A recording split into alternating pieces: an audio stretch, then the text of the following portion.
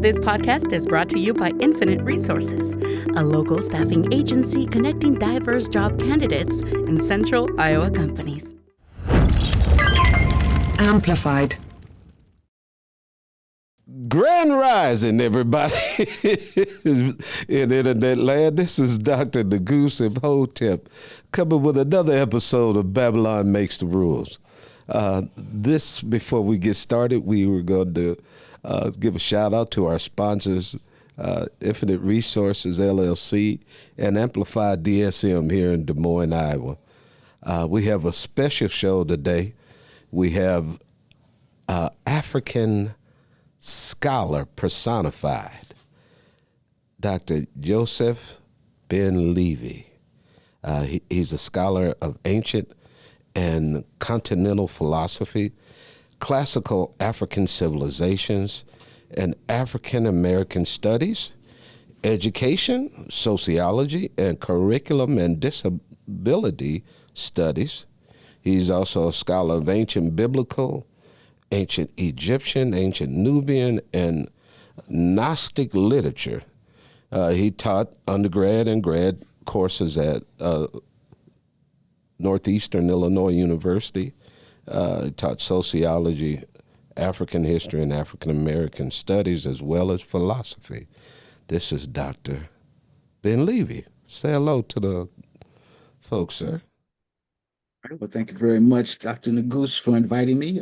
We've had a fruitful relationship over LinkedIn, and I always look forward to the things you put out there. I learn a lot from you. You always present information that, is fruitful and informative, and I'm always about learning new things every day. And every day that I, log on to LinkedIn and see your work, I learn something new, and I like learning new stuff all the time. And so I'm honored to be here, to speak to your audience and, chop it up with you, brother, and let's see what we get. Well, we get ready to get into something here. For a topic today, I wanted to focus on reclaiming the now. Okay. I was looking at an empirical inquiry into archaeological, genetic, and linguistic links between the ancient Egyptian, Israelite, and the Nilo-Congo Bantu civilizations. Mm-hmm. And I know, I remember as a youth, in my younger days, I read a book by Rudolph Windsor, Babylon, From Babylon to Timbuktu, and another book by Dr. Drusilla Dungy Houston. Absolutely. They say she pronounced her name Houston. Houston. Okay. Yeah. I'm from Texas, so I'm from Houston. I hear you. That's what I used to think. I can't say it right too. Either. My wife tells me I don't pronounce it correctly, anyhow, but still. She wrote that book, The Wonderful Ethiopians of the Ancient Kushite Empire. And when I read that book, it just changed the whole conscious dynamics of who I am. Right. And my father, he was a clergyman and one of those Moody Bible Institute graduates. Wow. Okay, so we had some problems when we started talking.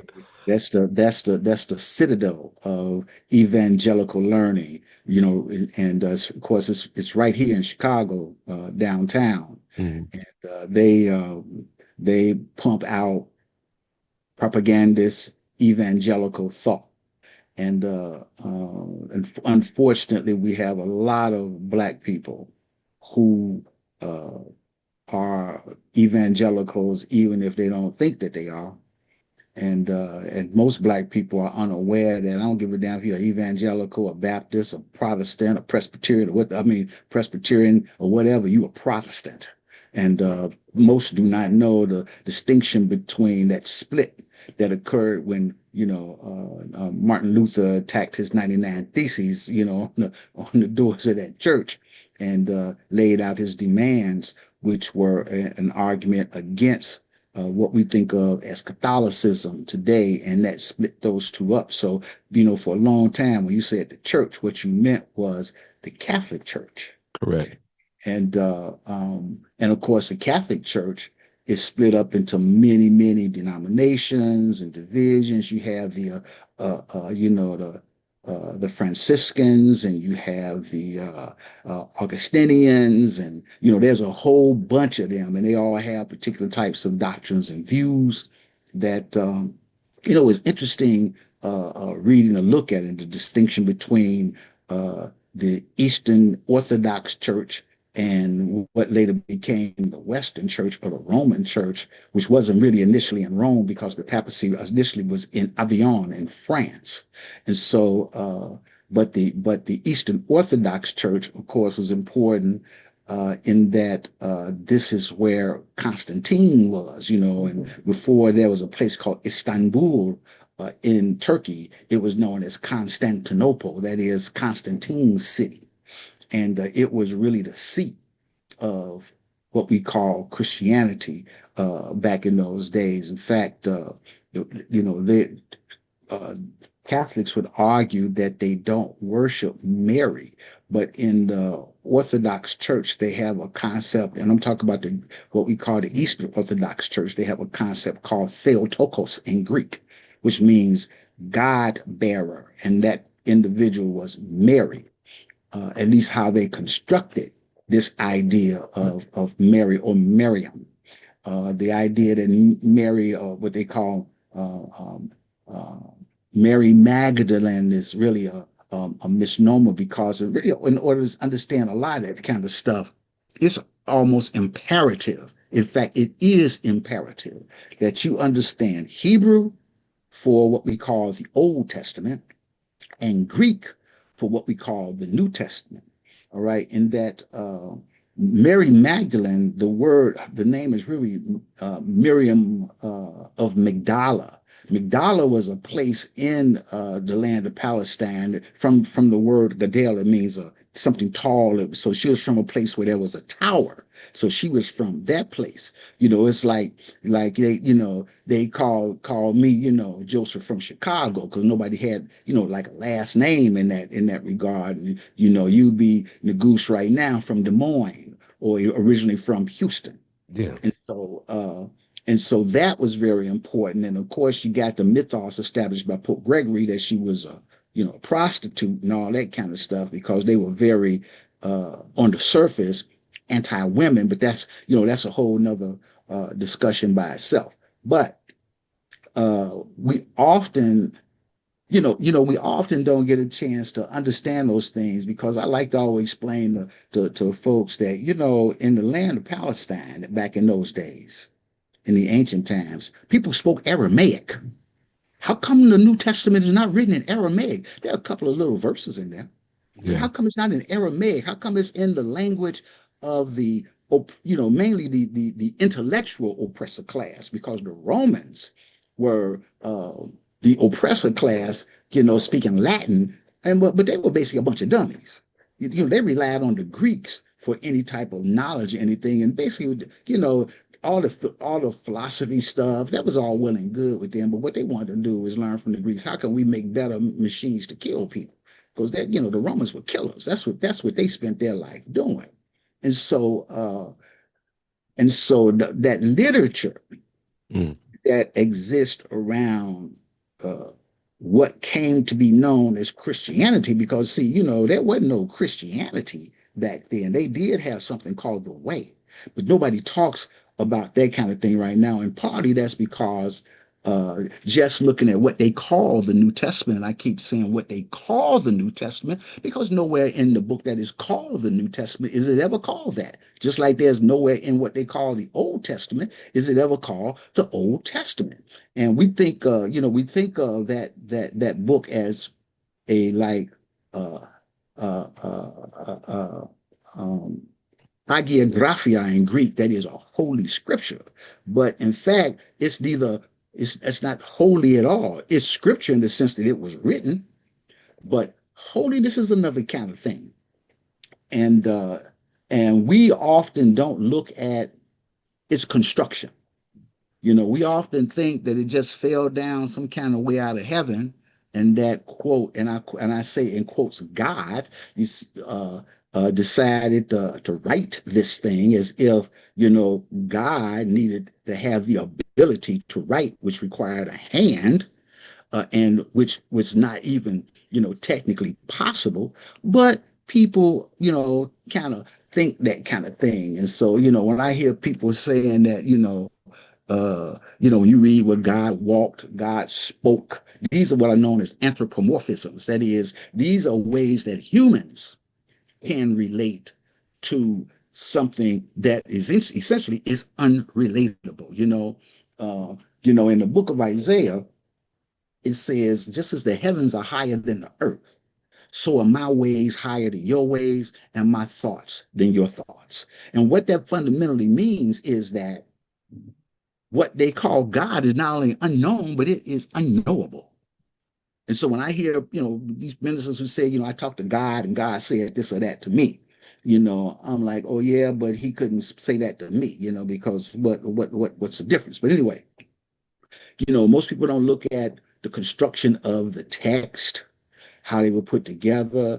Most people think, and I'm just talking about the New Testament right now, okay? Yes. That the Gospels, for example, see the word gospel, euangelion in Greek, means a good story. It don't even mean history. It's not even history. And this is why when you look at Matthew, Mark, Luke, and John, Mark is the oldest of the books. What they call Matthew, Luke, and John were later texts, and then all of the original texts really didn't even have a name of a person on them that to whom they were authored. And so that gets to be a real problem. The vast majority of the text were that we have there are the epistles, right? The Greek word epistolon means a letter. Like if I wrote you a letter, Yes. you know what I mean, right? And so Paul come along. Paul don't know Jesus, never met him, talking a whole nother kind of thing to some other people. Like I like to tell a lot of our black Christians, when you in church and you reading Paul, who the hell is Paul talking to? If he's talking to the Galatians, where is Galatia? That's it. If he's talking to the Colossians, where is Colossus? You know? And some of these other places where if he's talking to the Philippians, where is Philippi? And we see that all of those places that Paul is talking to people in, they're in what we call today Turkey, which used to be known as Asia Minor. And then I raised this question: is he talking to you, Yes. black man? You Yes. understand? Is he talking to you? Are you a Philippian? Are you a Colossian? Hell no, you're not. And so now, if you want to use these things metaphorically, I can dig that. But don't claim that these things and Paul is talking to you, because Paul is doing his own thing. You see, Paul, there's a whole nother program going on down there in Jerusalem, you know, That's contrary. versus what Paul is talking, right? Paul is doing his own thing. Paul is making his own story up. I don't know what Paul was smoking on the way on the road to Damascus where he had his vision. You understand? Yeah. He could have been smoking some. He could have been chewing on some of that they have down there in the Middle East. They give you a euphoric kind of feeling. He could have been smoking some good hashish or something like that to have his vision. Or dropped him some microdot or something like that to have a psychedelic experience. But he did not know this man. All types of things Paul didn't talk about because he didn't know. But over time, it was Paul's ideas that became dominant in Christianity. Doc, Uh, could I ask you a question since you're right in there? sure. I was looking at some writings that were Paulinian writings, and they talked about Damascus, Mhm. that everywhere he had that incident where he fell off this animal. Right. And then I looked back in the Old Testament and saw a king of Damascus named Hazael. And when I Googled Hazael and I looked for those archaeological digs or pictures of stone carvings, And Haziel looks like you with dreadlocks. Yeah, yeah. Well, one of the things that's coming out right now is that first off, if, and that's a big Mm-hmm.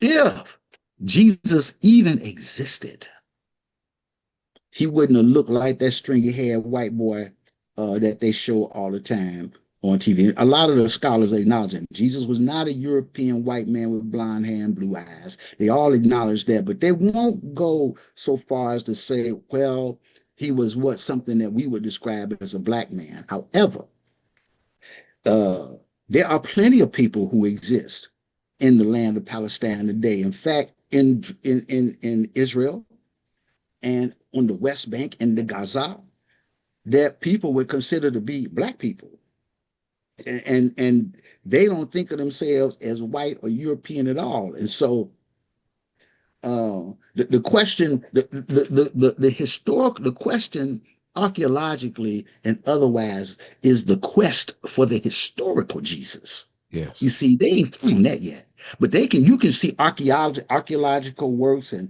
on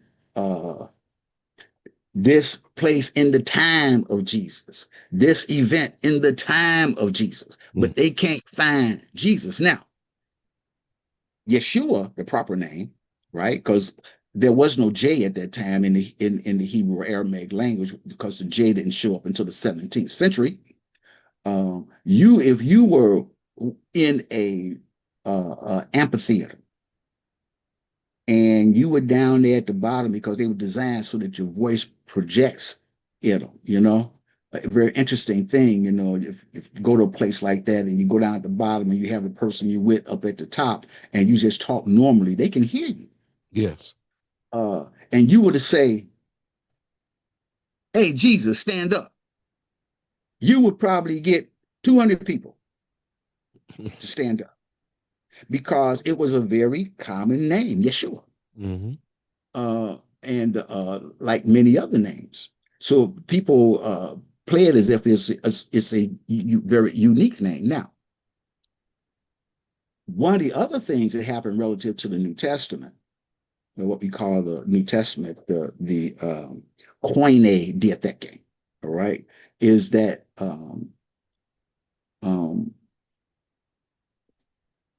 there were other types of scriptures, if we would call them that, that were used and read by other types of what we would call today Christian groups, who didn't really think of themselves as Christians back then. When you read their literature, like the Ebionites, for example, who were the earlier Hebrews who were considered to be Christians, they didn't think of Jesus as a actual savior type deity in their literature, or just the works of what they call today the Gnostics. Now, let me say this: Gnosticism, the word gnosis, genos means they pronounce it genos, but it's a gamma, and so it's genos. All right, and the Gnostics are the word means, it's one of two Greek words that mean to know. The other word is episteme, from which we get epistemology. That is, what do you know and how do you know it? Yeah. And so gnosis is about knowledge that you acquire related to the self. It's self-knowledge. Mm-hmm. Whereas episteme is practical knowledge. Like, episteme is about, say, for example, you know how to build a house or fix a car or something like that. But gnosis was something deeper. Now, the people that they refer to academically as Gnostics did not call themselves that. That's a relatively new academic term for them to identify them. But they talked about, the reason why they've referred them as Gnostics is because in their literature, they speak a lot about self-knowledge. One of the best ones, and that's in my mind right now, is the one that they call the Gospel of Thomas. All right. The Gospel of Thomas is what they call a sayings gospel. There are 144 sayings. There's no birth story, no death story, no resurrection story in there. No Jesus in the manger, none of that kind of stuff. And what is significant about uh, uh, Thomas is that Thomas makes these very powerful kind of statements when he's writing, when this literature is being written. For example, it says, it raised the question to Master, where can I find the kingdom of heaven? And he says to them, if you seek the kingdom of heaven in the sky, then the bird's going to get there before you do. If you seek the kingdom of heaven in the sea, then the fish are going to get there before you do. But if you seek the kingdom of heaven, know this, that the kingdom of heaven is inside you and it's outside of you and it's all around you, but men just can't see it. Right, which is a very different type of concept from what we have in, kind of Western Christianity today. Now, here's the deeper meaning in that, which is why the language thing is important. The Gnostic literature is written in Coptic. Coptic is the last form of the ancient Egyptian language Medu Neter, or divine speech. And when it talks in the Gospel of Thomas about seeking the kingdom of heaven is defined in the feminine form. The kingdom of heaven is always defined as she, never he. Throughout the Gnostic literature, we find the divine woman everywhere. Everywhere. Why we don't recognize the divine woman now in what we think of as Christianity is because the divine woman got suppressed. Because here's the deal, one of the most powerful and popular systems of belief among women in Rome was Isis. They loved being initiates into the system of Isis. Sometimes we refer to these things as mystery systems. Into Isis. That was so powerful that Rome itself, the Roman Empire itself, had to find a way to suppress that and get rid of that, because women were, being bold in all kinds of ways that technically in Roman society they weren't supposed to be.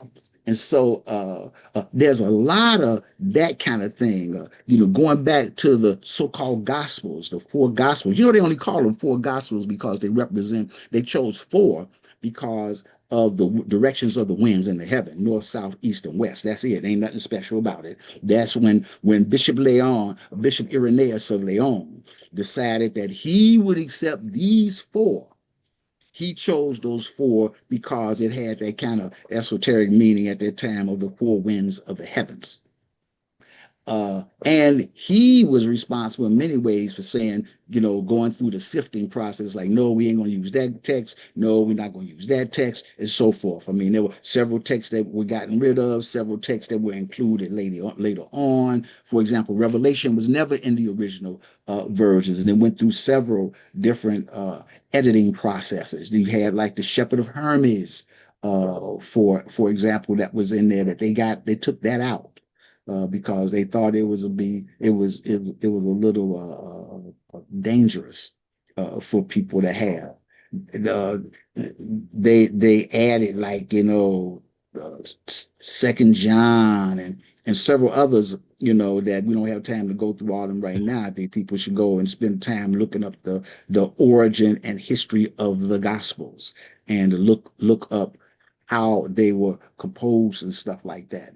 But again, we got to keep in mind that we cannot assume that most people could read. In fact, the truth of the matter is that roughly 89 to 90% of the population was illiterate. They could neither read nor write. So what would happen is that they got read to. They would meet in what they called an ecclesia. The ecclesia is the word that is translated from the Greek to mean church. And it don't mean church. It's just a gathering. Like we're having a form of ecclesia right now. Right now, yeah. Right? You know what I'm saying? Where we having this gathering and we discussing what we're discussing right now. Doc, And Doc, when you was talking about that, something that popped in my head too was the Council of Jambi. Hmm. 90 AD. Hmm. Could you clarify and bring some light to what happened during that time? The Council of Jambi.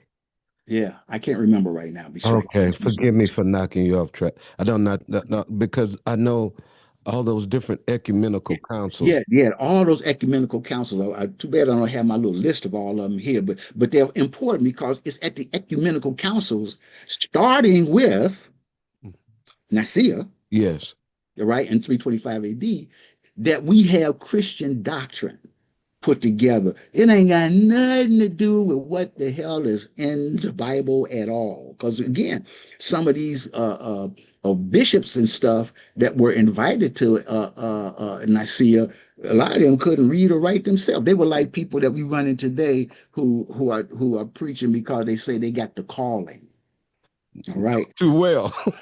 They got the calling, and so they read the Bible, and they memorized a few things, and they can preach on that, and and no matter what they do or how they preach or what they say for that 20 minutes on average that they preach, the ultimate end is to bring you to the cross. You see, they're gonna bring you to the cross, a symbol of death, and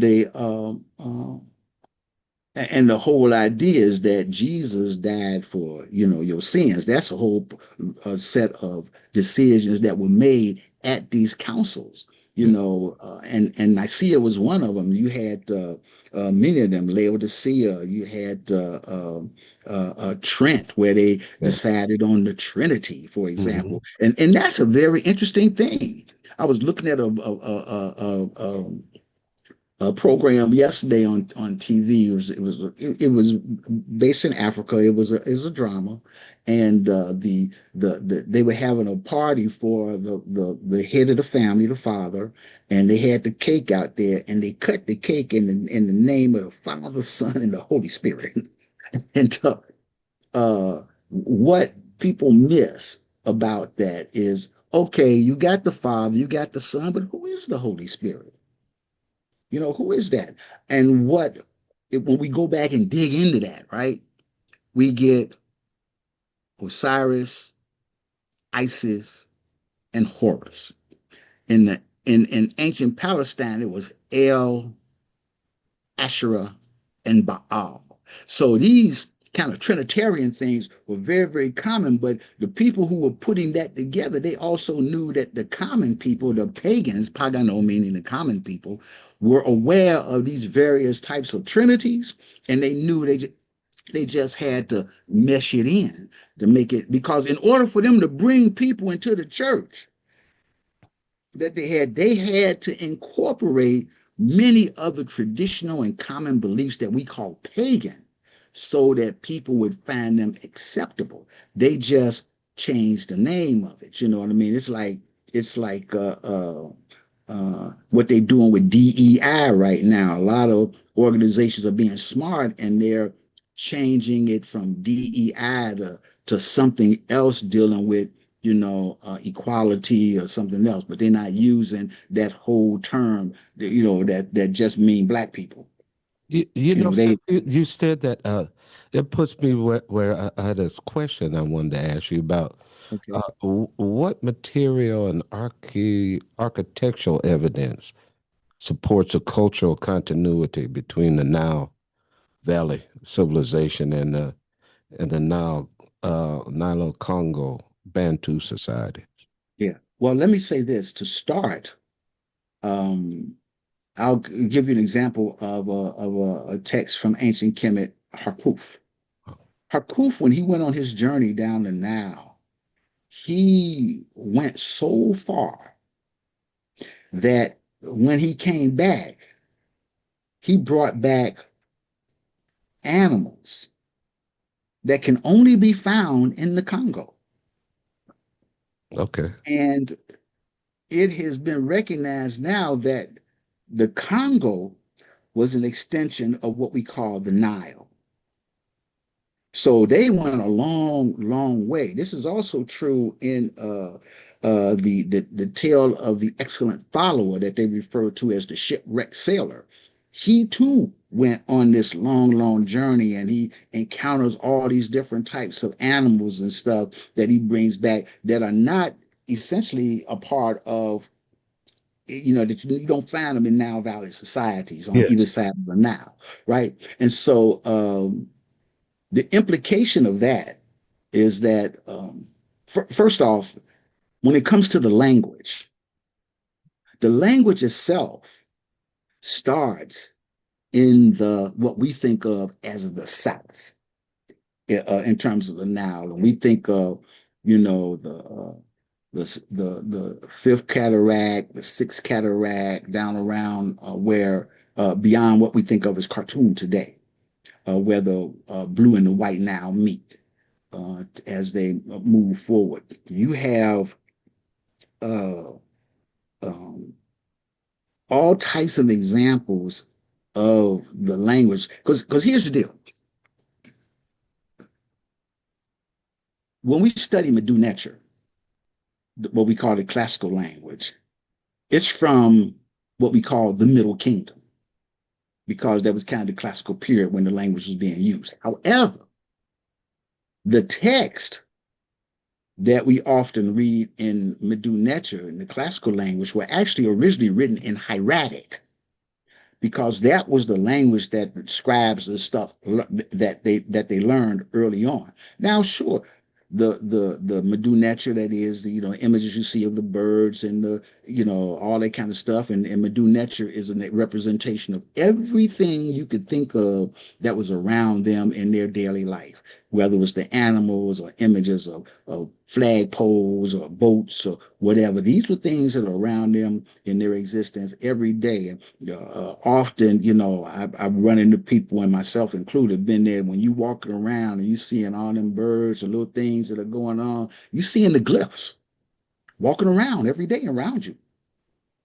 And so hieratic was the form that people learned, that they used when they were going to scribal school to write different texts or copy different texts. I always like to point out, and this is just my own philosophy about the teaching of Medu Neter.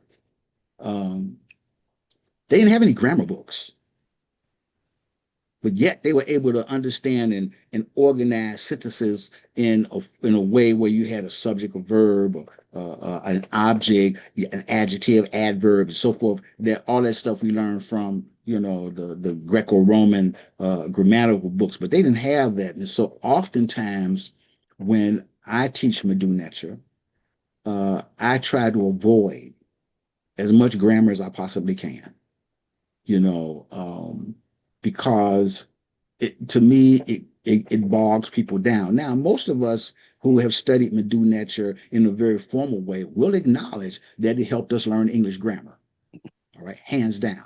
But I try to avoid that because in teaching the language, especially if you're in a case where you're teaching a class for 6 weeks, 8 weeks, 1 day a week, it can be challenging. And what we're Mhm. trying to do is give people a taste and enough taste so that they will try to move further and go deeper. And we provide them with the necessary tools to go deeper if they want to, by providing them, say, for example, in the class, we'll take a particular text and we will use that text as an example of how to study Medu Neter.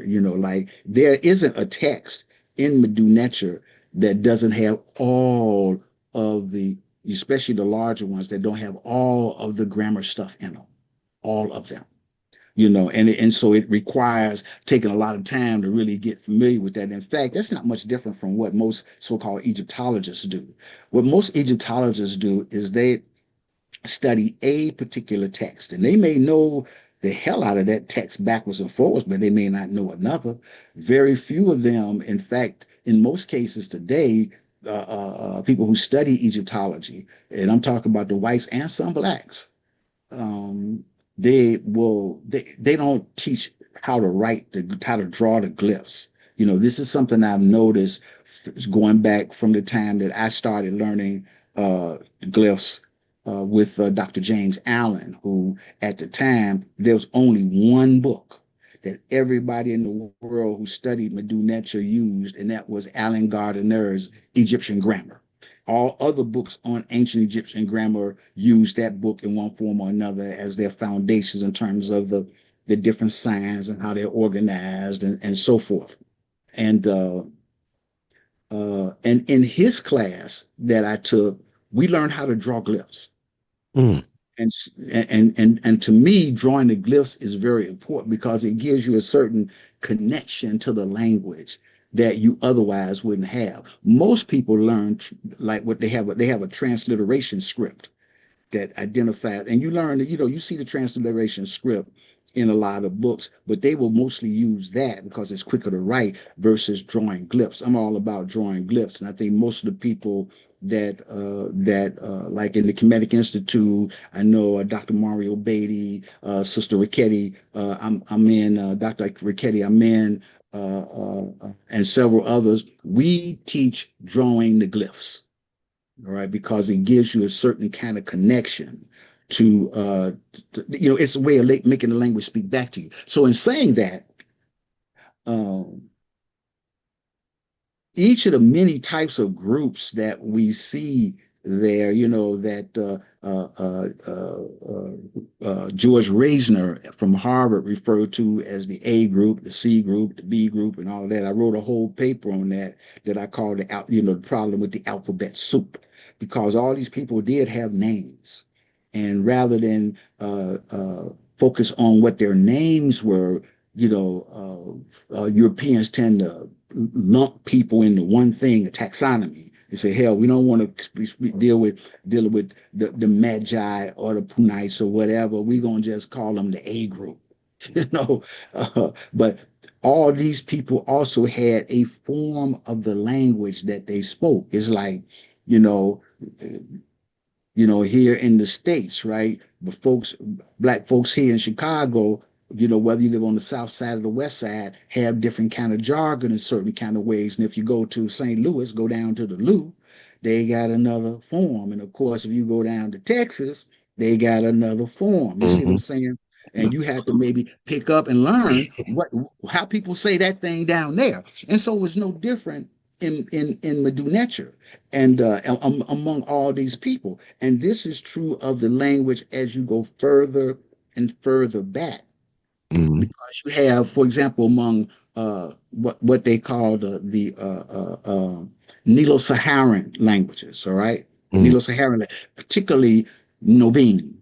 All right, Nobin is being revived today. I took a whole class in Nobin a couple of years ago, and our teacher is still teaching a level of Nobin today. And all of these languages have a definite connection not only to Medu Neter, but also to other African languages that use these. So, you might be in Dongala, Mm-hmm. and they might speak a particular version of Nobin, and then you might be in Alpha, and they speak a version of it, or you might be in Swan, and they will speak a version of Nobin, those who know it.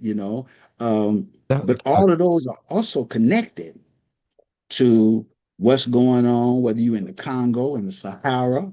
A lot of that work is being done now and has been done for a while, but especially now, to make those connections. And when you make the language connection, you make the cultural connection, because uh, all culture, well, all language is embedded in culture.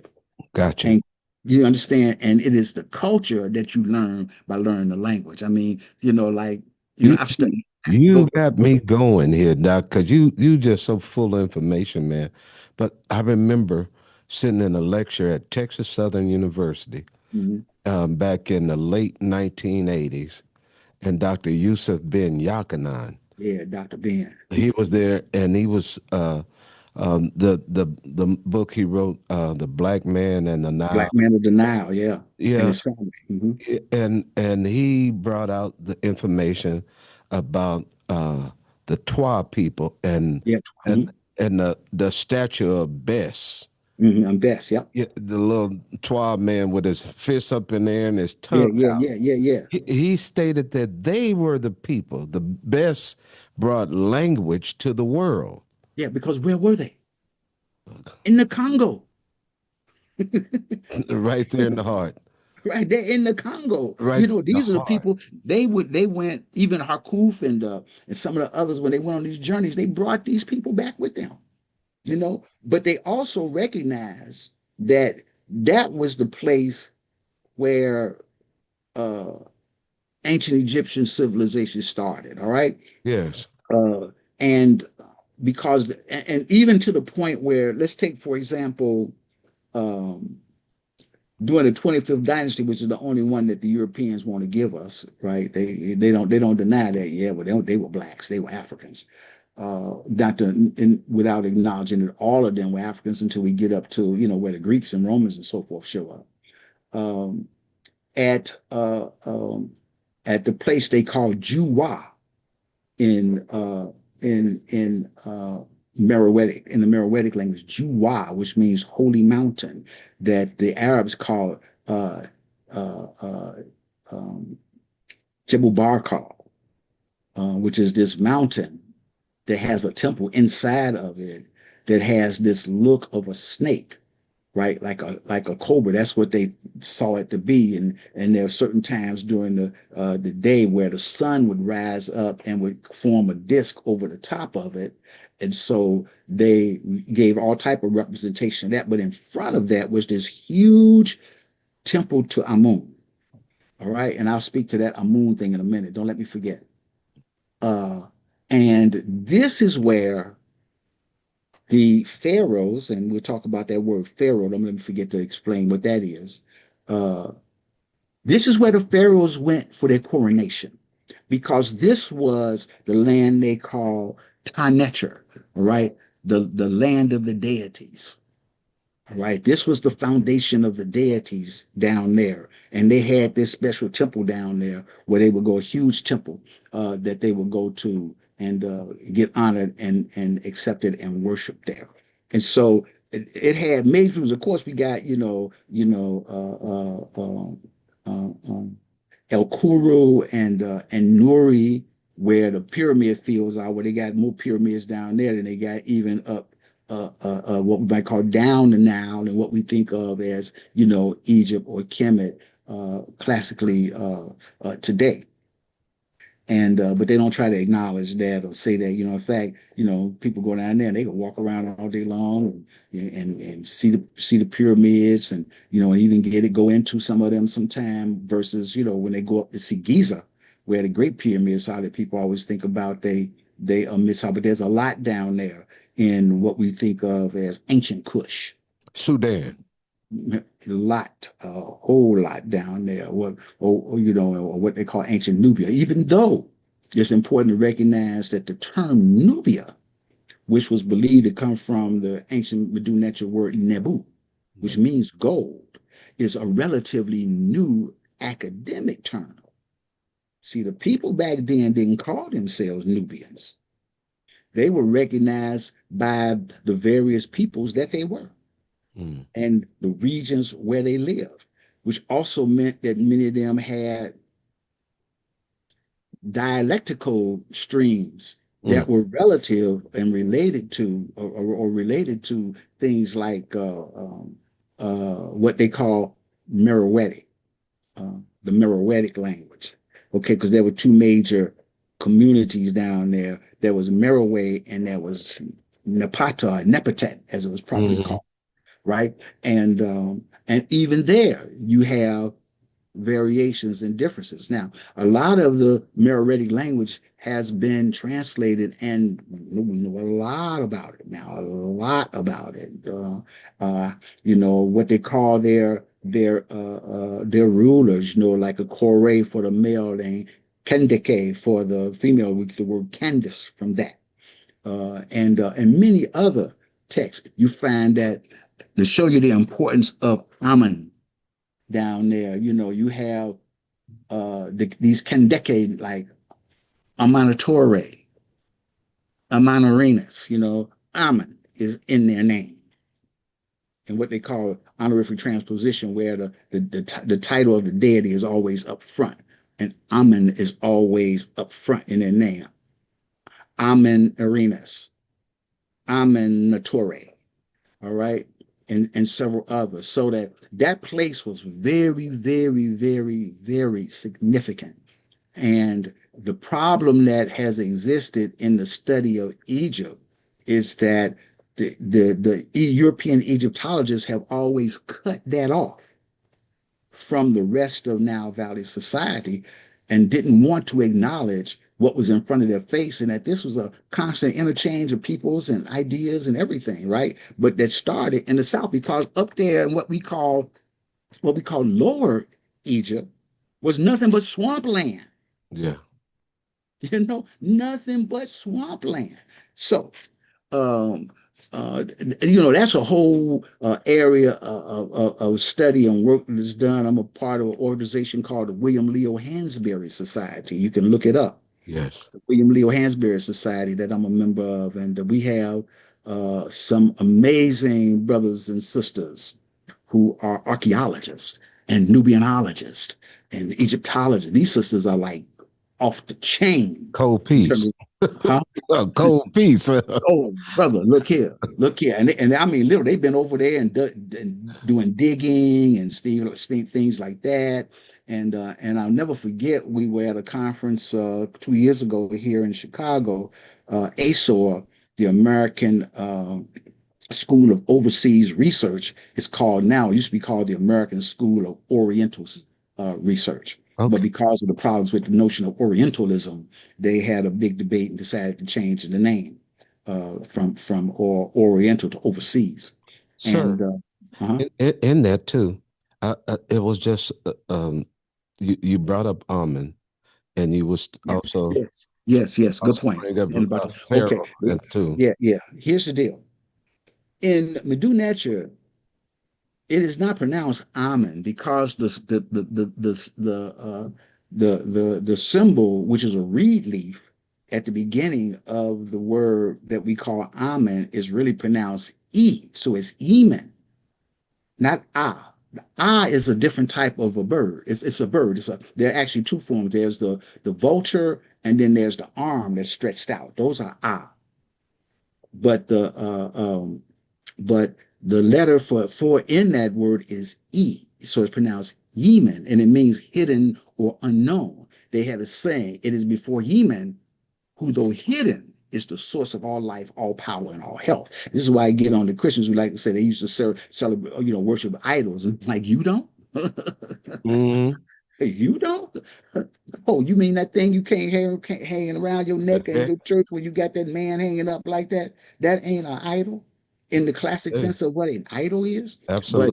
But what they fail to realize, is that these things are more than just what you see.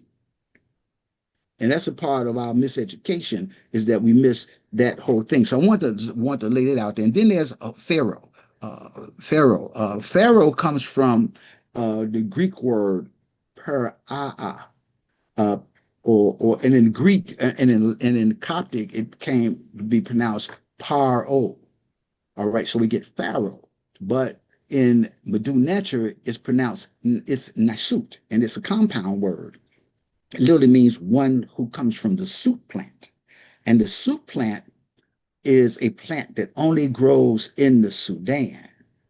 So that's another way of knowing that what we think of as pharaonic kingship actually starts in the Sudan. You see what I'm saying? Yes. So that's why they would call a Nisut. They had a full title called Nisut Bidi, right? The one from the sut plant and the one from the bee. All right. And that's a very, very important thing. But that again is one of those things that you can't see unless you know the language. You see what I'm saying? Yes. Otherwise, you call Pharaoh. And so Europeans, they'll do. I'll give you an example. There's a term in Medu Neter, Remet Kemet. Remet means people. Kemet, of course, is the black community, black town. Like we point out them all the time, it can't mean black land, because the symbol for land ta is not in that word when you look at it in Medu Neter. So it can't mean black land, even though they keep pushing that thing. All right. And I was in Coptic class.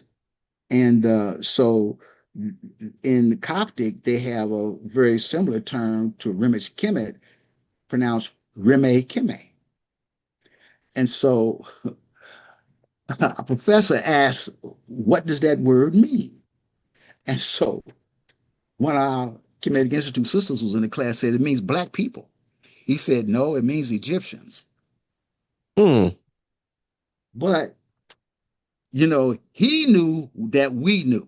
Yes. Them other white folks didn't know that he knew what we were saying. So he just said, no, it means Egyptian. We know damn well it don't mean Egyptians. Egyptian comes from a Greek word. All Yep. right. But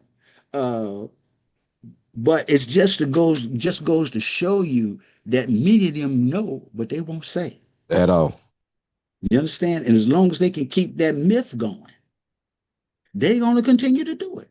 True. Because they know that there are a group of us out there, who are, ASCAC members and so forth, and other people around the world, hell, in London and Paris, in Senegal and in the Congo, you know what I mean, with Dr. Obenga, who know better, but they make sure that the discussion doesn't allow us or those people to get involved. For example, Dr. Diop is gone. Yes. And they find all kind of reasons when they can to poke at him. But they don't touch Dr. Theophile Obenga at all. Not at all. They know better. Because Dr. Obenga would run rings around them and they all know it. And so rather than try to challenge him, they just don't talk about it. It's called in philosophy, it's called argumentum ad silentio. In Latin, it means the argument from silence. That is, if we don't tell you, you don't know.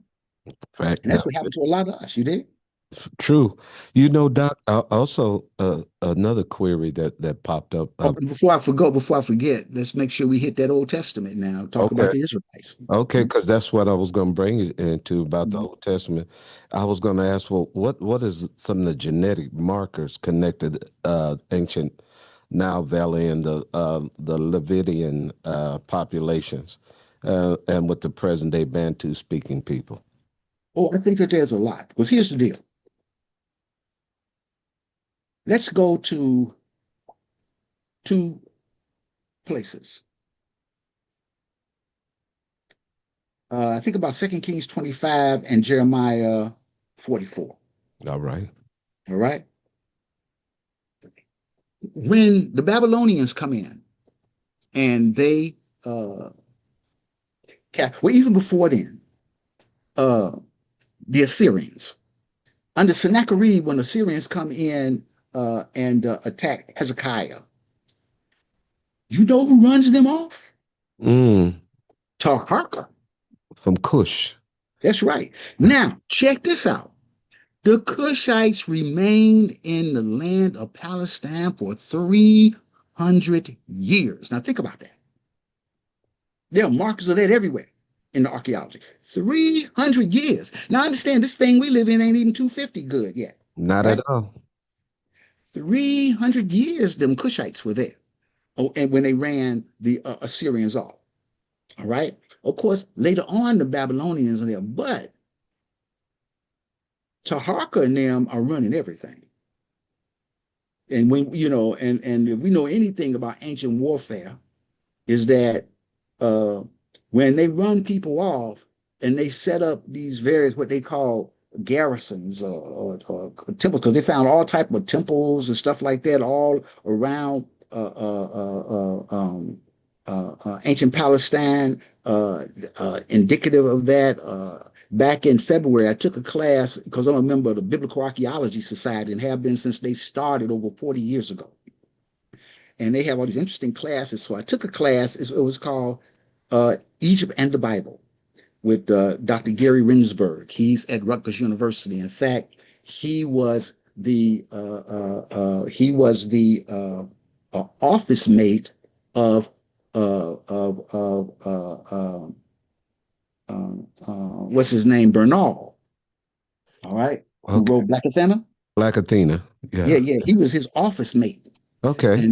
and Bernal is the grandson of Sir Alan Gardiner, who wrote the early book I told you about on ancient Egyptian grammar. Right. And he was talking about the interactions they used to have in terms of him talking with Bernal in his class in the office. But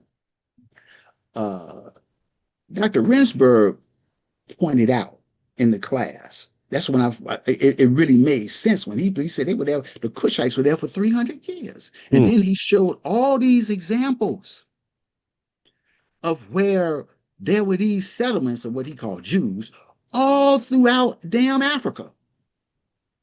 Not only toward like places like Chad and stuff like that, but all down the Nile. Mm-hmm. And he quoted back to Jeremiah 44, where it talks about where these, Israelites had lived when they moved into Egypt. Jeremiah went with them. And so I'm like, damn. Now I'm the only brother in the class. All right. Because I'll be bold like that, brother. I will go and sit in the class because I want to know what they know. Uh-huh. And they lay it all out. So I'm looking at this, and it's not that I don't know all this. There are many, many books on the travels of the children of Israel into the Nile. Like I point out to the people, why in the hell would a people who are being attacked by a major power run to them?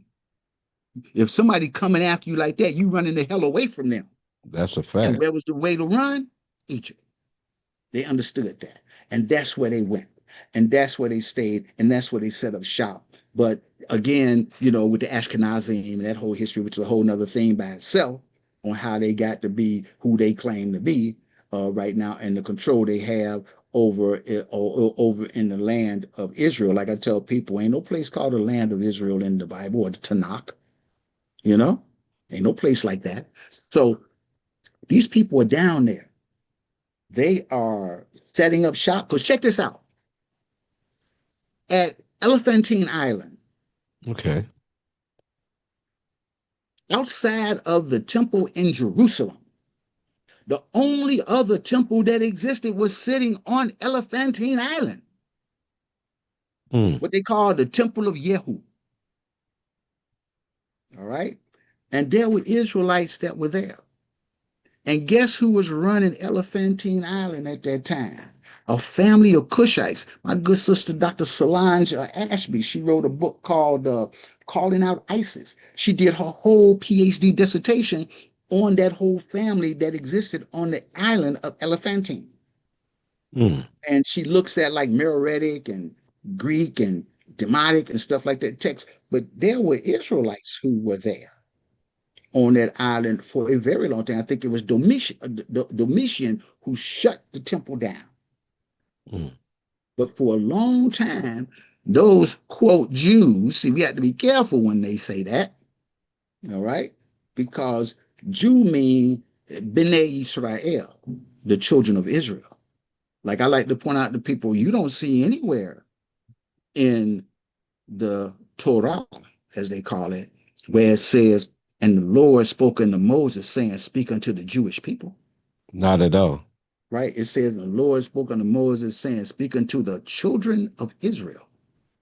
All right? Who is what, we're talking about and that we were dealing with. And so, yes, they were there. Not only were they there, in many places across Africa, as they were spreading even to the west, you had these pockets of Israelites. Many converted to Islam when the Islamic invasion showed up. And one of the last ones to hold out was a sister by the name of Queen Kahina. Queen Kahina had her sons convert to Islam so that they wouldn't get killed, and she was the last stronghold force against Islam. She was like public enemy number one, and she Mm. was an Israelite sister. All right, they had to shut her down. They eventually killed her. They probably ran a train on her and all the other kind of stuff, but they eventually killed her, and that stopped a lot of Israelite movement, community, so forth in that area. But there were many communities, and I'm just talking about going across that area, the Sahara. Then we go down. We already know about the Limba. I know that it must have sent the Jewish rabbis for a loop when they discovered that the Limbo were genetic direct descendants Doc, you of want to hear Aaron, something? the high priest.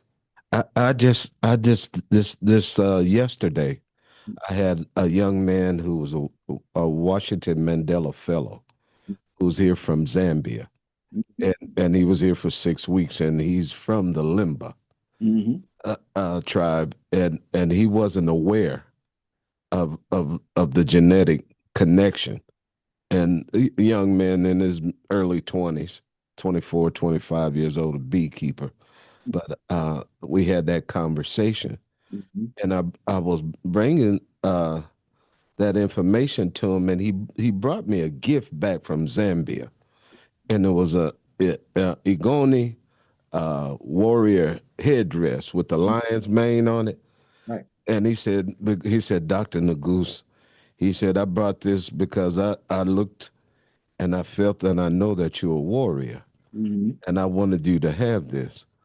But what got me was really at looking at how the linguistic structure and looking at what you were talking about with the sacred terminology, how it aligns across the ancient Egyptian and Hebrew and now Congo languages. Right. Well, let me say that there is a controversy with that, because there are people who um, don't accept that, even on the continent of Africa, who don't accept that. And part of that has to do with the fact, and I won't say it's just my opinion, with the fact that they don't know or haven't studied the nature of Hebrew. I'm not talking about modern Israeli Hebrew, because I don't even understand that shit. And I speak Hebrew pretty good. That shit sounds like Russian to me. All right. But to study classical Hebrew, what they call biblical Hebrew. See, you got to be careful and Hmm. listen to people when they use words. You know this, Dr. Nagus, how important how people use words means something. They'll say, well, when we look at the biblical Israelites, they know they ain't talking about themselves. Hmm. When they speak about biblical Hebrew, they know they're not talking about what they speaking.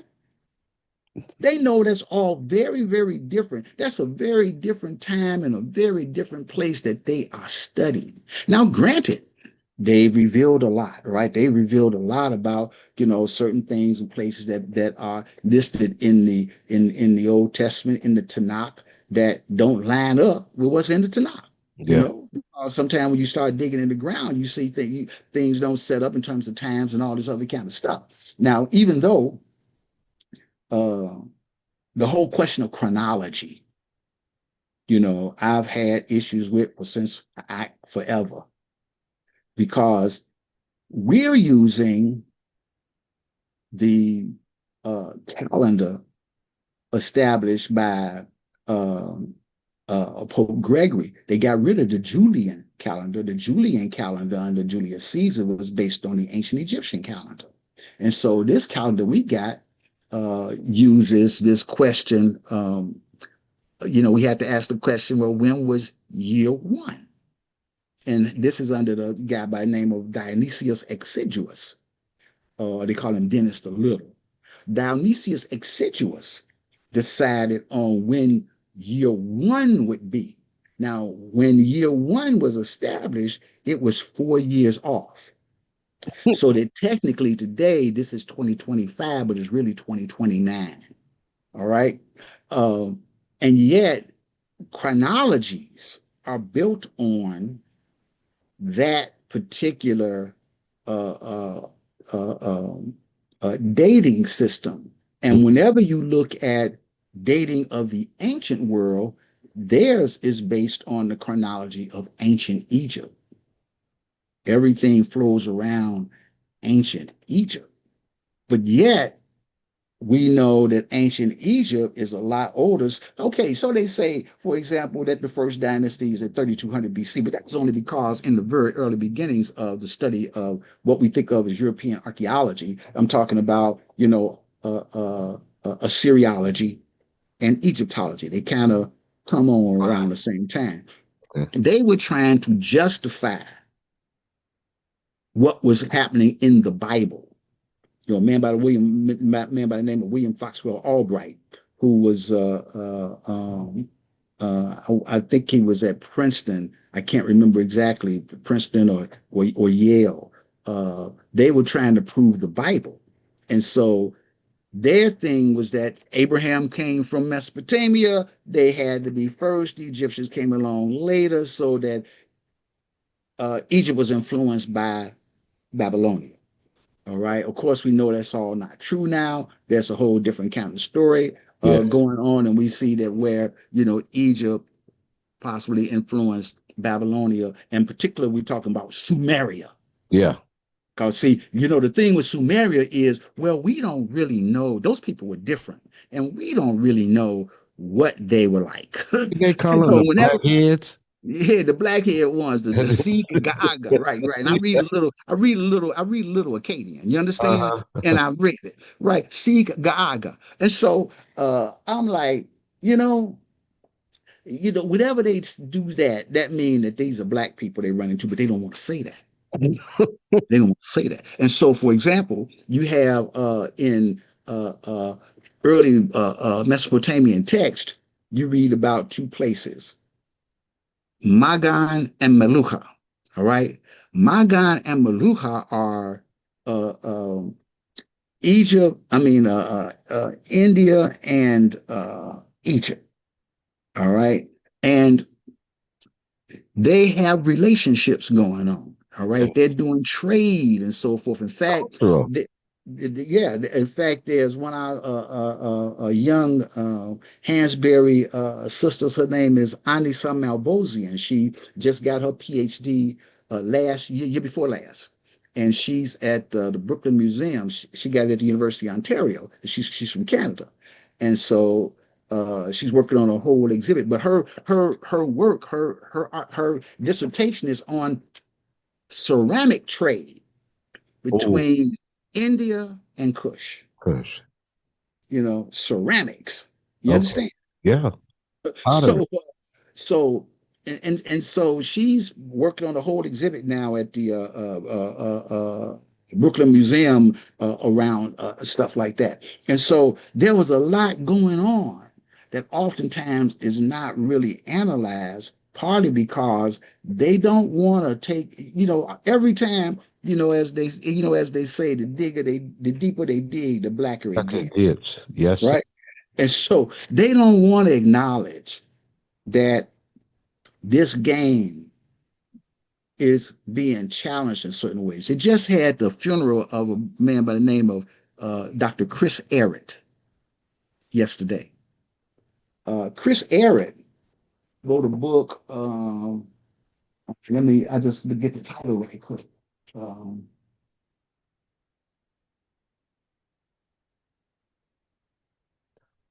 Look at that library. Dr. Ben-Levy. I know he's going to find the book. I hear him coming. He's far away. We're looking at another unit. We need to get 2 units because we need to have one just for the books. Okay. And but his name is Chris Arrett. Christopher Christopher, and his last name is Arrett, Ehret. You should look him up and buy his book. But he was very, very intense on the fact that white folks, y'all need to get off y'all butt and recognize in ancient Egypt and all these places they were Africans. flat out, he wasn't, unadulterated. yeah, he wasn't ashamed at all about it. All right. And he was a good guy too. He was a good guy, and he was a great scholar. I, And so, I don't mean to be cuckoo, but I know we got a here in a minute a time constraint, and okay. and I know this is just my first interview with you. We just starting. I got so many questions I want to ask you, man, and I think that it's imperative that the public can have access to this information Mhm. because it's a lot of people who have no idea and people who are looking for empirical evidence-based information to help them journey through this mess that they got us in as a people. Yeah. Yeah. And I thank the Almighty. I thank the creative force, Orisha, whoever somebody believes in. But I'm going back to our traditional way, and that's where my focus is to look back onto our ancient ancestral ways and avoid what the mainstream is trying to tell us. Mhm. This information would change the lives of individuals if they come to realize and find out, even though this book that they have that's been just shoveled down their throat, that they could find out that the people of African descent have a very instrumental part in the creation of the theology of this planet. Yeah, no doubt. Man, I thank you so very much for your time. Yes, sir. We hope and pray that we can do this again. Of course. Yeah, because like I said, we just having right now this the entrees. We're gonna get down. I mean, we get down to you get down everything you've been thrown is down to the nitty gritty, and, Mm. and I'm just thankful for this opportunity, and I want to give you uh, the last words on what's going on here today. I used to have a saying that I would tell my students all the time, and I'll leave you all with this. And I would say to them, what I teach you is not for today, it's for tomorrow. Because the things you don't understand today, you will understand tomorrow. And you know That's what what? You preaching with that one, bro. that's what I would tell my students every class, each class. But like I said, my father was a evangelist in the Church of God in Christ. And Mm, when he got tuned up, something like what you said right now, he would turn around and look at somebody saying, "And I'm preaching now." yeah, yeah, yeah. Yeah, that was special. I don't I'm not welcome in many churches anymore. I used to like go in and on Bible Wednesdays, you know what I mean, Bible study. Hmm. Uh, Well, if I got a minute, let me tell you a story. Go ahead, tell that story. A particular church here in Chicago, the minister came and heard me lecture. This is probably 20 something or more years ago. And I was doing something on some type of biblical stuff. And he afterwards came up to me and said, I really like what you were saying, young man. How would you like to come and speak at my church? And Oh, so I asked him, what would you like me to speak on? He told me, you can come in your own way, brother. Oh, you shouldn't say that. So uh, I went there. This was for Wednesday night Bible class, where people sit around and listen to a whole bunch of stuff that they can't ask no questions on. And so when he got done, he introduced me and invited me to come up. And so what I talked on was uh, Daniel 7 and Revelation 14. You know, the four beasts coming up out of the sea, you know, the implications of that, you know, from a prophetic standpoint, and you know the historical stuff behind it and all that kind of thing. And I pointed out that none of this was talking about the coming of Jesus, anything like that. That this is, I told him that prophecy is a divine prediction which entails the repetition of history. And in order to understand what was going on, you have to know history. You know, you have to go back and look at who the Greeks were, who the Romans were, who the Assyrians were, you know, and so forth and so on, that this really has nothing to do with today. You know, what we are basically, I told them, is Monday morning quarterbacks. You know, the game happened yesterday, and we debating on who scored the most touchdowns, or who didn't run the most yards and stuff like that. I said, but it doesn't have anything to do with today. And I said, that's why all of these predictions and stuff like that are consistently wrong. Because first off, chronology. We're not dealing with time the way that they did. You can try to figure out all day long how you want to, William Miller and Pastor Russell and them tried to do when they tried to figure out the end times, and it was all wrong, you know, man. And I think in 1823, he thought he figured it out. People sold all their farmland, went up on some damn mount on some hill waiting for, you know, to be taken up, you know, into, you know, what's his name? Came up with the idea of the rapture. Yeah. Yeah. His name skips me right now. But anyway, he was all wrong. And so he said, I must have miscalculated. Let me try again for next year. And it was wrong again. And then that split them up into the Jehovah's Witnesses and the Seventh-day Adventists and all that other kind of stuff. But that happens constantly. And we've seen this over and over and over again. You know, they had the whole thing going on in 1999 with, you know, Y2K and all these other type of things. All these people are wrong. And they will continue to be wrong because they're looking for something that is not going to happen. I mean, we can make all type of parallels, right? We can say, you know, Trump is the Antichrist and all that other kind of stuff without understanding that Antichristo meant people who were talking against the idea that the regular church had about what the Christ was, all right? And those people were the Gnostics.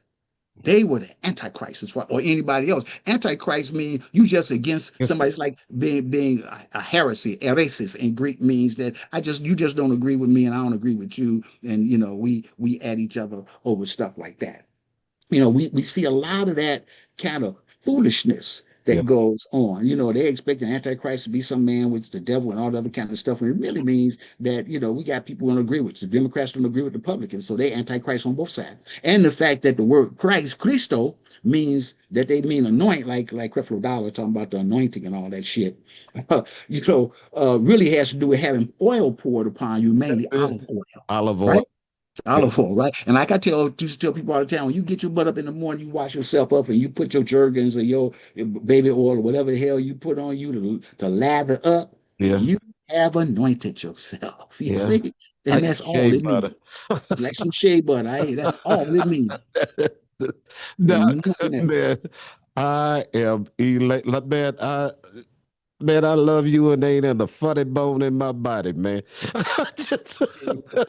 Yeah, brother. This has been a pleasure. I'm so happy, man, for this day, man. And Thank you. I'm not gonna even know how to act. I'm gonna have to go over to the Ethiopian restaurant and go get me some Oh man. little something to eat on. Look here, get you one of them veggie mixed platters, man. Get you some of that roti bread and just Ooh-wee. you know, don't get me started. Come on, you know it, man. Man, I thank you, man. And we want to, Yes, sir. I like I thank said, you I too. just want to give a shout out to everybody in the internet world who's sitting around here watching this show. This is Babylon Makes Rules. This is Dr. Negus Rudison Imhotep and Dr. Yusef Ben-Levy.